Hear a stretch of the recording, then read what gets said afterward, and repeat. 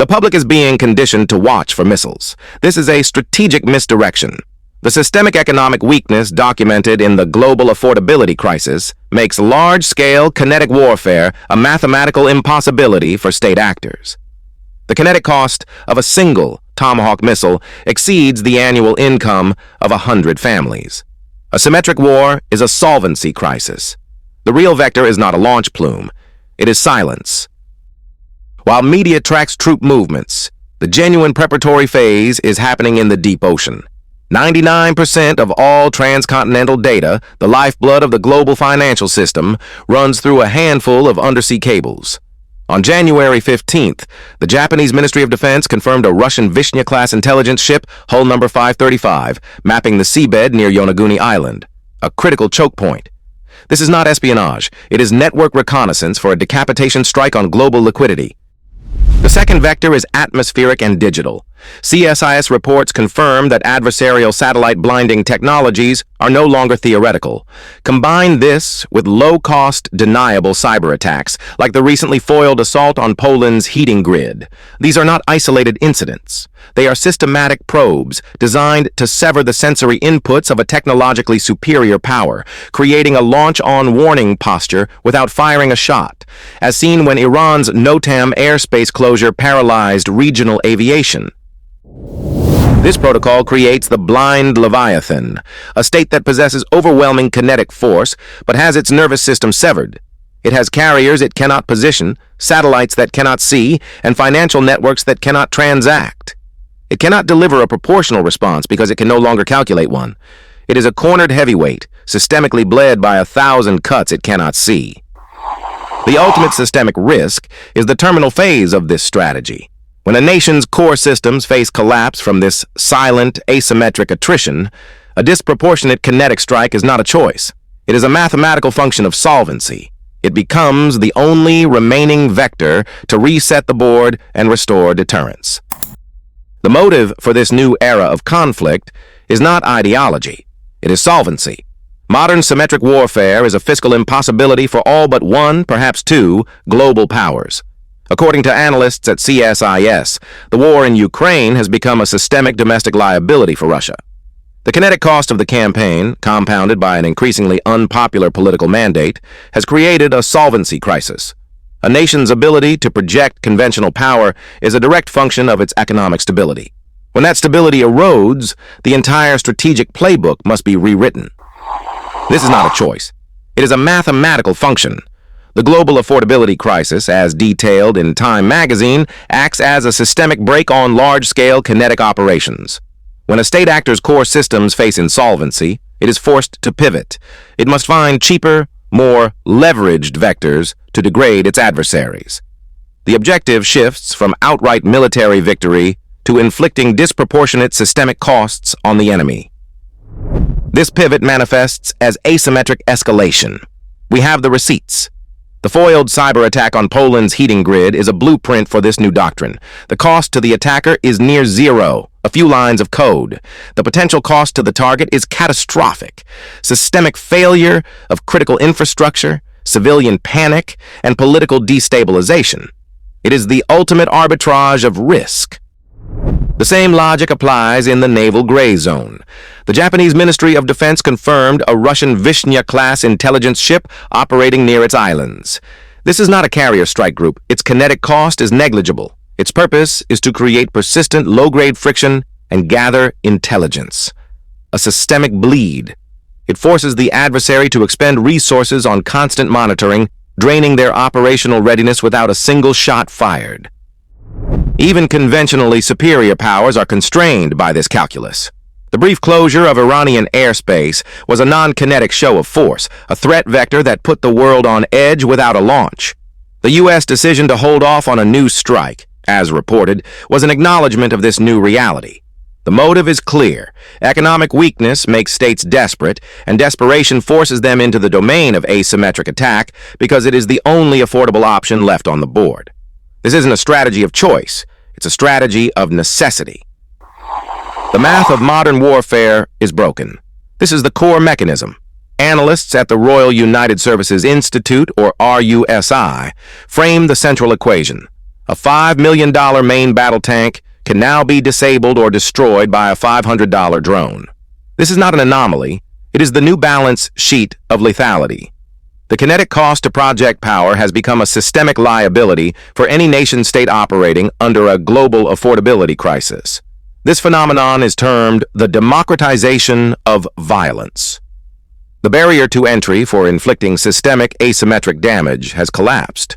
It applies equally to an operator attempting to cripple a Polish heating grid with a laptop, or a non-state actor using cheap assets to force the closure of Iranian airspace, creating chaos in global logistics. A state facing a solvency crisis cannot afford symmetric attrition.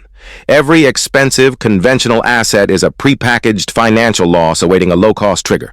The vector of attack is no longer military might, but economic exhaustion. The concept of a front line is obsolete. The new battle space is not a distant desert. It is the infrastructure that powers your life. The global affordability crisis, as documented by Time magazine, has made large-scale symmetric warfare a fiscal impossibility for most state actors. This economic weakness is not a feature of peace. It is a systemic accelerant. It forces adversaries into a new domain, the gray zone. These gray zones are not failed states. They are staging areas for asymmetric probes. The Japanese Ministry of Defense recently confirmed a Russian Vishnya-class intelligence ship operating near Yonaguni Island. This is not a patrol, it is a reconnaissance vector.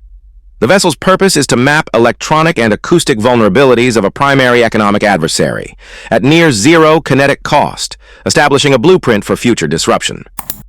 Simultaneously, the cyber domain has become a primary battle space. The recently foiled attack on Poland's heating grid was not a random act of malice. It was a live fire exercise.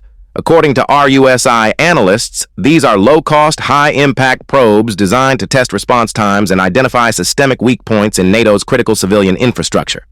The goal is to establish the capability for systemic collapse, deliverable on demand. Internally stressed Western nations are now being used as proxy laboratories for these tactics. CSIS reports indicate that regions experiencing energy and logistical decay, from South Africa to parts of Canada, are becoming test beds. Adversaries are not causing the instability. They are leveraging it. They beta test cyber attacks and disinformation campaigns on these softer targets to refine the protocols before deploying them against a primary target like the US or EU. This leads to the final equation of solvency. The U.S. decision to avoid a kinetic strike after Iran's airspace closure was a function of cost, not de-escalation. A conventional power can be systemically bled by 1,000 asymmetric cuts it cannot proportionally counter. When the cost of absorbing these non-kinetic attacks threatens the core solvency of the state, its power grid, its financial system, the calculus inverts. A sudden, disproportionate kinetic event becomes the only remaining vector to restore deterrence. This is not a choice. It is a mathematical certainty. The doctrine is launch on warning. It is not a strategy. It is a mathematical protocol triggered by data. When early warning radar detects an incoming ballistic missile strike, a nation launches its own arsenal before the incoming warheads can impact and destroy its silos. This is not retaliation. It is a pre-calculated response to ensure a nation's deterrent capability, its solvency in a zero-sum conflict, is not erased in a matter of minutes. The systemic risk vector is no longer a missile. It is a line of code. Consider the foiled cyber attack on Poland's heating grid. Analysts at CSIS confirm this is a blueprint for asymmetric attacks on critical infrastructure. It is a low kinetic cost method to induce systemic collapse. The objective is not to defeat an army, but to make a society ungovernable, forcing the state to choose between internal collapse or external escalation. This creates the fog of digital war. A cyber attack blinds the radar systems. The screens go black. The commander now faces a binary choice with incomplete data. Is this a system malfunction, or is the electronic blindness a precursor to an attack that is already underway? The protocol of launch on warning is not designed for ambiguity. It is designed for threat detection. In this scenario, the absence of data becomes the signal. The fact that Iran can issue a nationwide NOTAM, effectively blacking out its own airspace and putting global assets on edge, demonstrates the power of induced ambiguity.